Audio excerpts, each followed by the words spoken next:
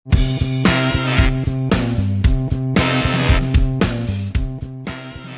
ัสดีเลยอะน้องซื้ออย่าง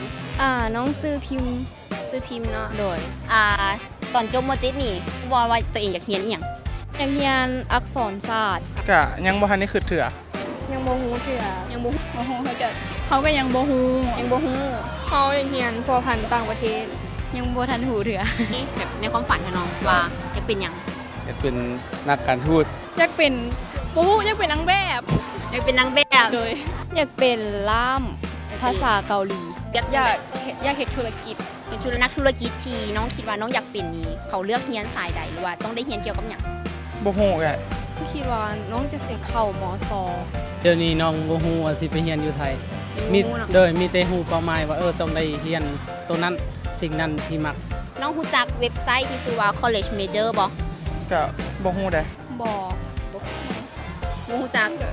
เคยได้ยินอยู่แต่ว่าบ่เคยเข้าไปเบิ่งยังบ่เคยเข้าไปเบิ่งเคยได้ยินผ่านๆมาถ้าพวกน้องยังบ่ฮู้จักเว็บไซต์ College Major ใช้โทรศัพท์หรือคอมพิวเตอร์ของพวกน้องเสิร์ชหาคำว่า www.collegemajor.la College Major เป็นเว็บไซต์ที่รวบรวมข้อมูลเกี่ยวกับสาขาการเรียนต่างๆทั่วประเทศกว่า168สาขาข้อมูลดังกล่าวสามารถช่วยให้พวกน้องเข้าใจได้ว่าแต่ละคณะแต่ละสาขาเพิ่นเรียนเกี่ยวกับหยังมีวิธีการสอนแบบใดอาชีพที่เป็นไปได้หลังจากที่พวกน้องเรียนจบ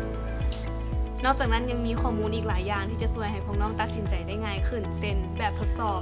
วิดีโอถามตอบไลฟ์เกี่ยวกับสาขาวิชาชีพต่างๆและยังมีเวิร์กช็อปให้พวกน้องสามารถเข้าร่วมได้อย่าลืมบอกต่อข้อมูลข่าวสารดีๆแบบนี้ให้กับหมู่เพื่อนหรือคนที่ยังบ่ทันได้รู้จักนำ